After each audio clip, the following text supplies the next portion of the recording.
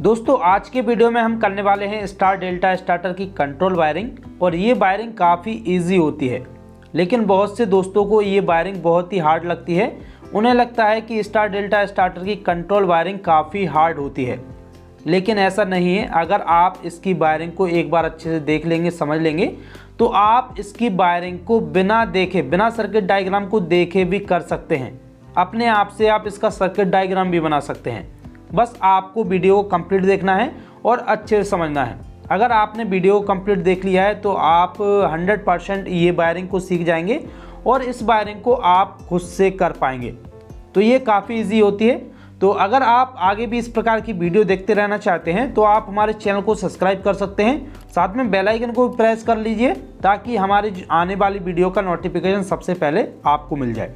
तो देखिए, इसकी वायरिंग को हम सर्किट डायग्राम के द्वारा देखेंगे और इसकी वायरिंग को करने की कोशिश करेंगे।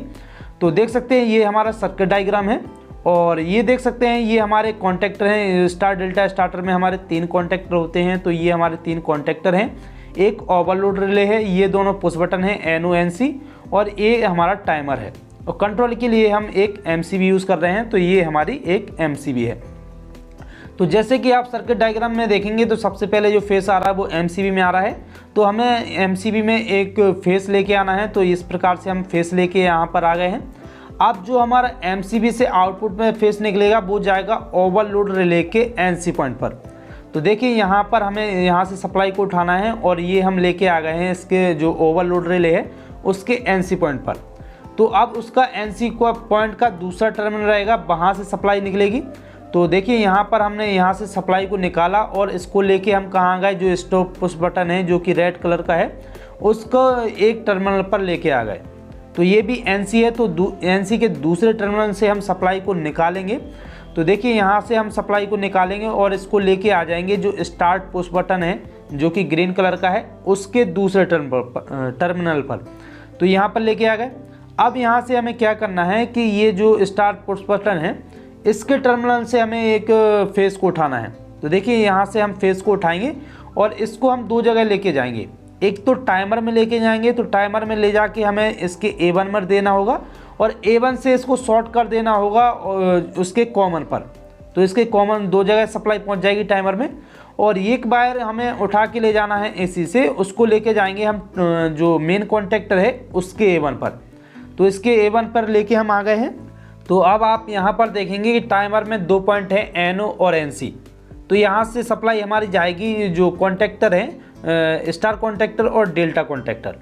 तो सबसे पहले क्या करेंगे, जो NC पॉइंट है टाइमर का उससे सप्लाई उठाएंगे। तो देखिए, ये NC पॉइंट है। तो यहाँ से सप्लाई हमने उठाई और इसको लेके कहाँ जाएंगे, जो हमारा डेल्टा कॉन्टेक्टर है उसके NC में।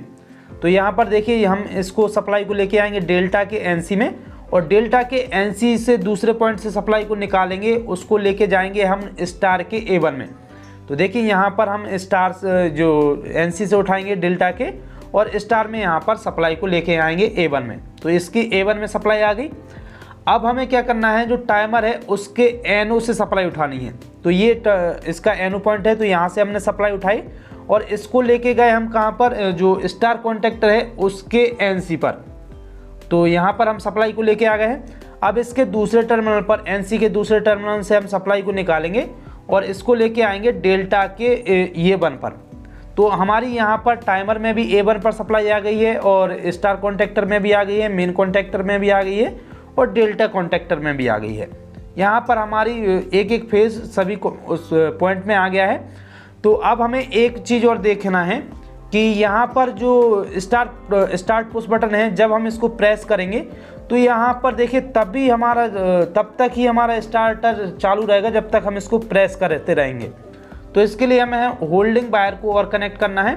तो इसको हम कैसे कनेक्ट करते हैं, जो जो मेन कॉन्टेक्टर होता है उसका जो NO पॉइंट होता है उसको कनेक्ट कर देते हैं हम जो स्टार्ट पुश बटन है उसका पैरेलल में। तो जैसे कि जो स्टार्ट पुश बटन है यहाँ से हम सप्लाई को उठाएंगे और लेके जाएंगे जो मेन कॉन्टेक्टर है उसके NO पॉइंट पर। तो ये इसका NO पॉइंट है। तो यहाँ पर हमने सप्लाई को कनेक्ट कर दिया है। अब जो NO पॉइंट है उसके दूसरी जगह से हम सप्लाई को निकालेंगे, या जो हमारा स्टार्ट पुश बटन है उसके दूसरे पॉइंट से सप्लाई लेके आएंगे हमारा जो NO पॉइंट है मेन कॉन्टेक्टर का उसमें। तो यहाँ पर हमारी सप्लाई कनेक्ट हो गई है।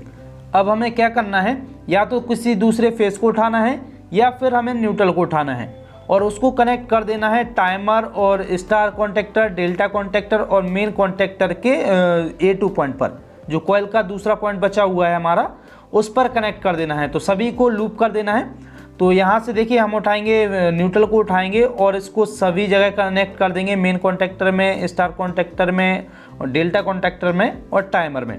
तो यहाँ पर हमारी जो स्टार डेल्टा स्टार्टर की है वो कंट्रोल वायरिंग कंप्लीट हो गई है। तो इस प्रकार से आप बहुत ही आसानी से स्टार डेल्टा स्टार्टर की कंट्रोल वायरिंग को कर सकते हैं। ये काफ़ी इजी होती है।